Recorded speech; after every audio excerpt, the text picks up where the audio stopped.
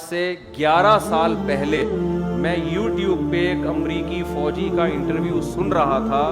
وہ میدان جنگ میں مشین گن لے کے طالبان کی طرف رخ کر کے بیٹھا ہوا ہے. ایک اخباری نمائندے نے اس سے انٹرویو لیا, یہ ٹی وی چینل نے, کہ تمہیں یہاں کیسا لگ رہا ہے لڑتے ہوئے. اس نے کہا دے فائٹ ٹو ڈائی, یہ لوگ لڑتے کس کے لیے ہیں؟ موت کے لیے. اور ایک امریکی جرنل کا انٹرویو آیا, وہ بھی میں نے خود سنا. اس نے کہا کہ اس جنگ میں خدا ان کے ساتھ ہے, ہمارے ساتھ نہیں. کس سے پٹے ہو یار؟ پاکستان سے بھی پٹتے تو کوئی بات تھی, انڈیا سے پٹتے کوئی بات تھی, ایران سے پٹتے کوئی بات تھی. کس سے پٹے ہو؟ جن کے پاس آرمی نہیں ہے, جو موسٹ وانٹڈ بنے ہوئے ہیں, جنہیں کوئی ملک ٹھکانہ دینے کے لیے تیار نہیں ہے, جن کے حق میں کوئی مضمون لکھنے کے لیے تیار نہیں کہ پکڑا نہ جاؤں, جو دہشت گردی کی ایک علامت بن چکے ہیں دنیا میں. تم نے ہی بنایا ان کو, تم نے ان کی حکومت گرائی, نئی حکومت بنائی, الیکشن کرائے, سڑکیں بنائی, یہ کیا وہ کیا, اور بغیر کسی ایگریمنٹ کے پتلی گلی سے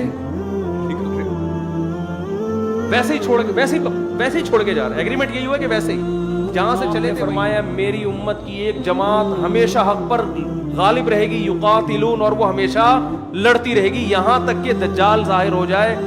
اس وقت سے لے کر 1400 سال گزر گئے, تاریخ میں ایک لمحہ بھی ایسا نہیں آیا ہے کہ اسلام دشمن قوتیں کفر کو طاقت کے زور سے, اسلام دشمن قوتیں اسلام کو طاقت کے زور سے ختم کرنے کی کوشش نہ کر رہی ہوں اور مسلمان اس کے مقابلے میں کھڑے نہ ہوئے ہوں. اور اسی کی لیٹسٹ مثال جو ملتی ہے افغانستان میں, ملا عمر 10 سال تو وہ پہاڑوں میں چھپ کے قیادت کی ہے انہوں نے.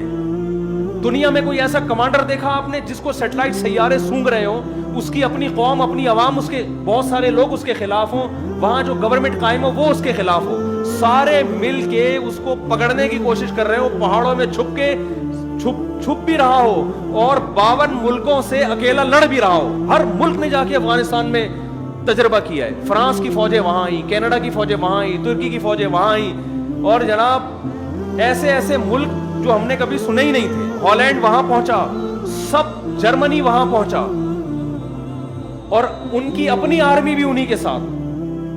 اور چند نہتے لوگ جن کے پاس کھانے کو روٹی نہیں ہے, پہننے کو کپڑا نہیں ہے, کسی کو پتہ چل جائے کہ یہ طالبان ہے تو فوراً اریسٹ ہو رہا ہے, وہ کوئی ان کے حق میں تقریر کرے تو فوراً گرفتار ہو رہا ہے. ایسے قوم میں پہاڑوں میں چھپ کے ایک شخص کمانڈ بھی کرتا ہے اور 52 ملکوں سے اپنی آرمی کو لڑا بھی رہا ہے. خدا کی قسم یہ اس کا کمال نہیں ہے, یہ کس کا کمال ہے؟ یہ اسلام کا کمال ہے. کیونکہ آج افغانستان میں اگر شکست ہو جاتی اور امریکہ کا ہولڈ مضبوط ہو جاتا تو اگلا نمبر پاکستان پر. پاکستان تباہ و برباد ہو جانا تھا پاکستان. اور پاکستان کی تباہی کا مطلب پتہ ہے کیا ہے؟ سعودی عرب ختم. کیونکہ اسرائیل اور سعودی عرب میں سوائے صحراؤں کے درمیان میں اور کوئی اسپیڈ بریکر بھی نہیں, اور عربوں کے پاس فی الحال کوئی ایسی آرمی نہیں ہے جو اسرائیل کے مقابلے میں آ کے کھڑی ہو جائے. وہ آرمی پاکستان کے پاس ہے جو کسی حد تک لڑ سکتی ہے. 20 سال ہو گئے امریکہ افغانستان میں گھاس کھا رہا ہے, اور ایڑی چوٹی کا زور لگا لیا. امریکہ نے کون سا ایسا تجربہ ہے جو افغانستان کی سرزمین میں نہ کیا ہو؟ ڈیزی کٹر بم 32 ہزار ٹن وزنی بم استعمال کیے.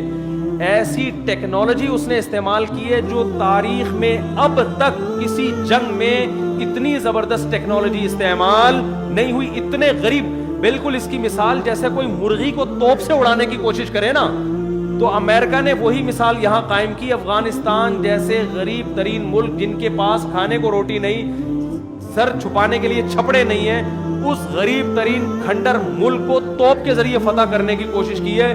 لیکن غلبہ کس کا ہوا ہے؟ مرغی کا. نہیں آ رہی میرے خیال پاس. یہ تو میڈیا کوریج نہیں کر رہا, میڈیا بتا نہیں رہا ہے, کیونکہ ڈنڈا کس کا ہے؟ امریکہ کا. وہ کہہ رہا ہے بھائی وہ چیزیں بتاؤ جو میں اجازت دوں, جو میں اجازت نہیں دوں اس کی آپ کو بتانے کی پرمیشن نہیں ہے. ایک بات بتاؤ, یہ اسلام کا بہت بڑا معجزہ نہیں ہے؟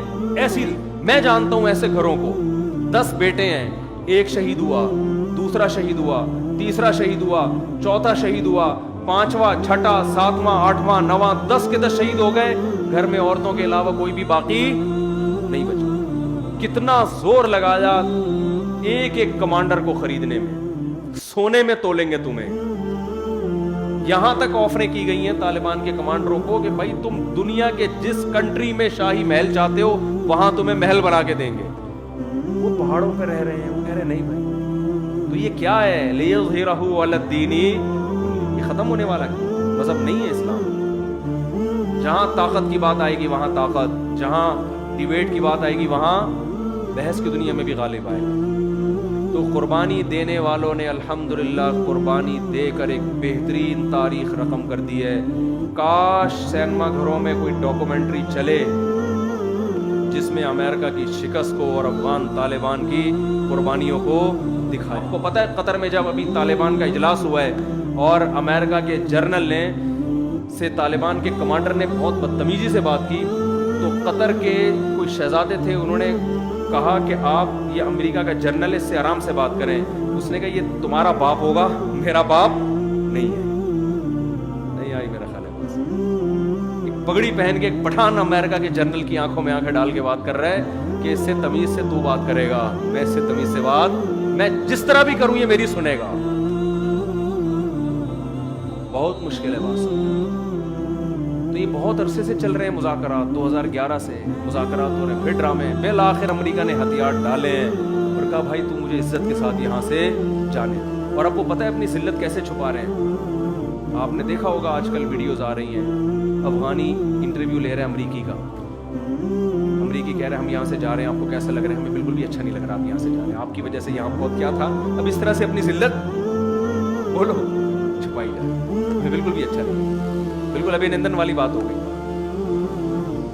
तो उसको पकड़ के नहला धुला के चाय वाय पिला के रुखसत किया। कैसा लगा? बहुत अच्छा लगा, मुझे चाय भी मिली, नहाया भी, बहुत मजा आया अल्हम्दुलिल्लाह।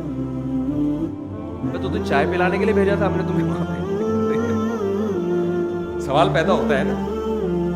अब हर एक इंटरव्यू ले रहा है, वो जगह जगह क्लिप आ रहे हैं उस इंटरव्यू के, वो अमेरिका अपनी जेब मिटाने के लिए। तो भाई ये इस्लाम का एक बहुत बड़ा मोजज़ा है, बहुत बड़ा मोजज़ा है जो दुनिया में ज़ाहिर हुआ है, लेकिन मीडिया इसको कवरेज दे नहीं सकता।